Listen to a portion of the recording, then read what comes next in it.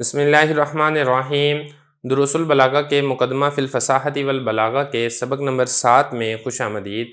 آج کے سبق میں ہم ظوف تالیف کے بارے میں پڑھیں گے۔ عبارت دیکھ لیں، ترجمہ کرتے ہیں، آخر میں اس کی تشریح کرتے ہیں۔ وظوف تالیفی کون الکلام غیر جار علی القانون النحوی المشہور کالازمار قبل ذکر لفظا ورتبۃ فی قولہ جزا بنوہ ابو الغیلان عن کبر وحسن فعل کما یجزا سنمار۔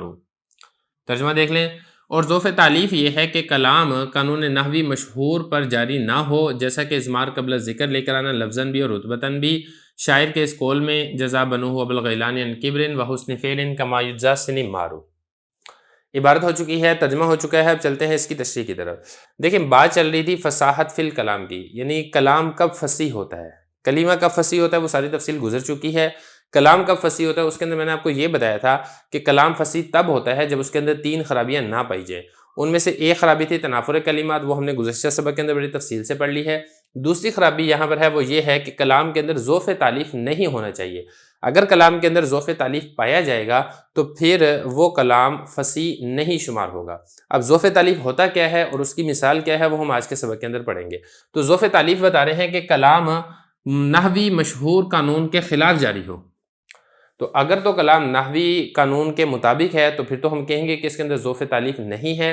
اگر مشہور نحوی قانون کے خلاف اگر کوئی جملہ آ رہا ہے تو پھر اس کو کہا جائے گا کہ کلام کے اندر ظوف تالیف پایا جاتا ہے۔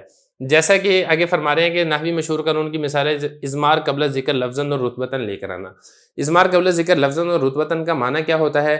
دیکھیں، ازمار کا مطلب ہوتا ہے ضمیر لے کر آنا، ذکر سے پہلے لفظاً بھی اور رتبتاً بھی۔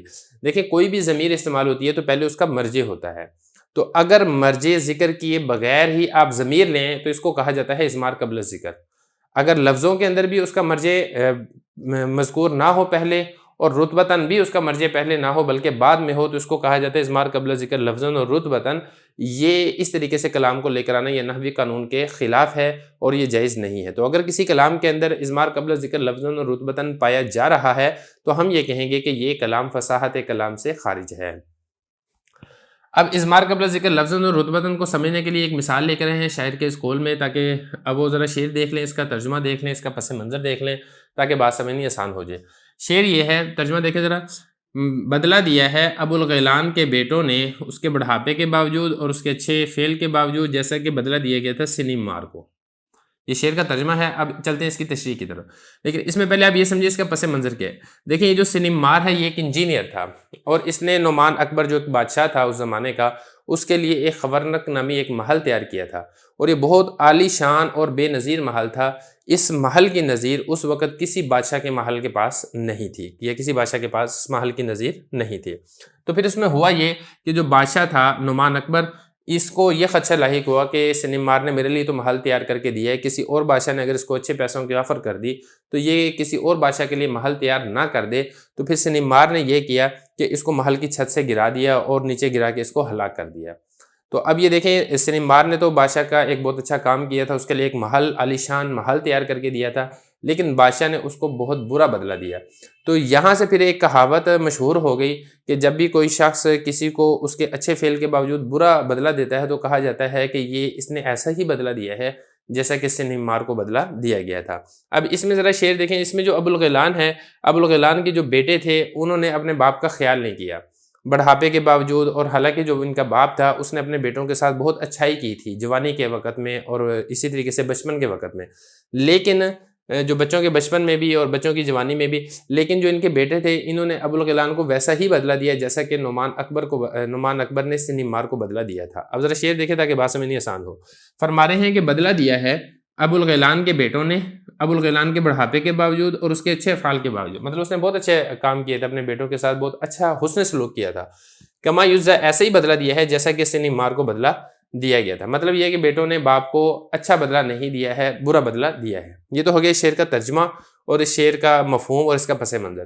اب ہم نے یہاں پہ یہ سمجھنا ہے کہ ازمار قبل ذکر لفظاً اور رتبتاً اس شعر کے اندر کیسے پایا جا رہا ہے۔ دیکھیں، اس میں جو جزا ہے یہ فعل ہے اور اس کا جو فاعل ہے وہ یہ بنو ہے،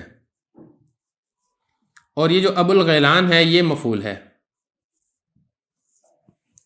اب اس میں آپ نے یہ سمجھنا ہے کہ بنوہ میں یہ جو بنوہ ہے نا، یہ اصل میں تھا بنون تھا، پھر جب اس کی اضافت کی نا ہو ضمیر کی طرف تو اس میں یہ جو نون تھا یہ نون گر گیا، تو یہ بنوہ بن گیا۔ اب یہ جو ہو ضمیر ہے، یہ ہو ضمیر لوٹ رہی ہے ابو الغیلان کی طرف، کیونکہ بیٹے کس کے تھے؟ ابو الغیلان کے بیٹے تھے۔ اب یہاں پہ دیکھیں ذرا، ضمیر پہلے ہے، مرجع بعد میں ہے۔